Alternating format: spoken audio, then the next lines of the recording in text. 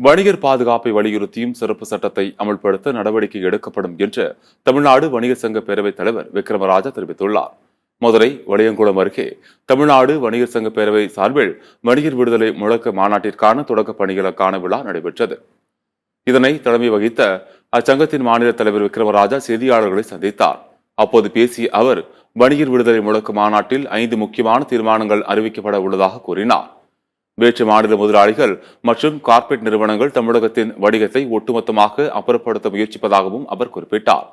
வணிகர் சங்கங்களை பாதுகாக்க வணிகர் பாதுகாப்பு சிறப்பு சட்டத்தை அமல்படுத்த நடவடிக்கை எடுக்கப்படும் என்று விக்ரமராஜா தெரிவித்தார்.